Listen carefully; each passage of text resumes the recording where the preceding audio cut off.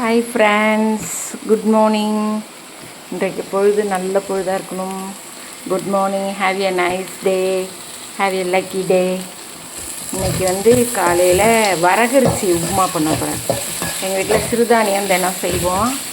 இது சரி போட வேணாம்னு நினச்சேன். இப்போ வரகரிசி என்ன உப்புமா எல்லாருக்கும் தெரிய போகுது அப்படின்னு நினச்சேன்.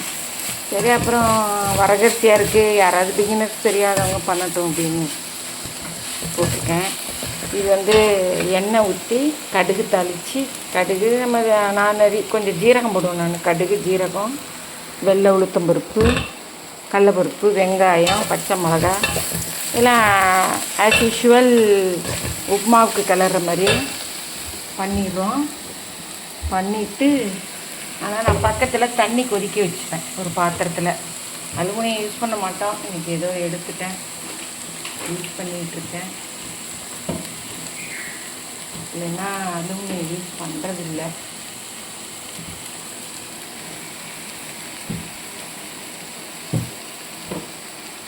பண்ண வரகரிசி எழுதி வச்சுருக்கோம். வரகரிசி இது வரகரிசி ஒரு சிறுதானியத்தை சேர்ந்தது. இது அரிசி ரவை மாதிரி இருக்கும், ஆனால் ஹெல்த்தி சிறுதானியம். இது போட்டு இன்றைக்கி உப்புமா செய்ய போகிறேன், வரகரிசி உப்புமா. ஓகே, அது என்னென்னா தண்ணி கொதிக்க வச்சு ஊற்றுனோம்னா நமக்கு கொஞ்சம் இதாக இருக்கும் அளவு, அவ்வளோதான். இதில் அளந்து வச்சுருக்கேன். கிட்டத்தட்ட ரவா மாதிரி இருக்கும், கொஞ்சம் பெரிய சைஸாக இருக்கும். ஹெல்த்துக்கு ஆள் இல்லை காலையில், கொஞ்சம் நம்மளே தான் செய்ய வேண்டியதாக இருக்குது. ஏன்னா இப்போ இதெல்லாம் பெரிய வேலை கிடையாது. அந்த காலத்தில் எங்கே மெய்டெல்லாம் வச்சுருந்தாங்களா என்ன. அளவு தண்ணிக்காக இதில் போடுறேன். ஏன்னா தண்ணி மெயின், தண்ணி கொஞ்சம் கூட வைக்கணும். இங்கே பாருங்கள், இந்த சாப்பரில் தான் நான் இப்போ வெங்காயம் நறுக்கிட்டேன். சித்த நல்லா ஆகிடும். எண்ணெய்கள் ஒரு டம்ளர் ஃபுல்லாக, ஒரு கப்பு ஃபுல்லாக போட்டுக்கேன்.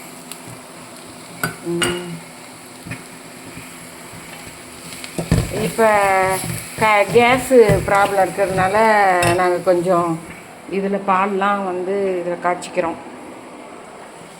பால்லாம் இதில் காய்ச்சிக்கிறோம். நல்லா கிண்டிட்டு இந்த கப்பால் தானே அரிசி போட்டேன். இதுக்கு ஒரு 3.5 பங்கு தண்ணி வேணும். இதிலே ஊற்றுவோம். இது இந்த வானொலி இருக்கே, எண்ணெய் சட்டிம்பாங்க, வானொலிம்பாங்க. இது எனக்கு ரொம்ப பிடிச்சது. எல்லோரும் திட்டினாலும் எனக்கு இதுதான் எனக்கு கரெக்டாக வருதுன்னு, எனக்குன்னு சில ஜாமானுங்க வச்சுருக்கேன், அதை யூஸ் பண்ணுறது.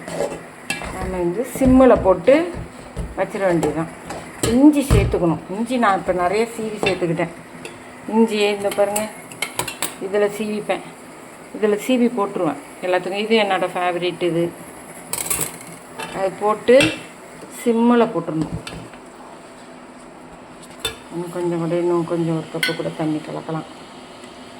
ஏன்னா இது கொஞ்சம் நின்று வேகும், அரிசி மாதிரி.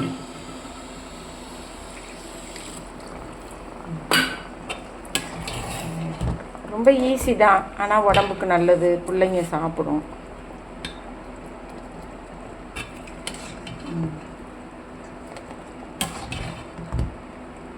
ஏதாவது குறை நிறைய இருந்தால் கமெண்ட்டில் போடுங்க.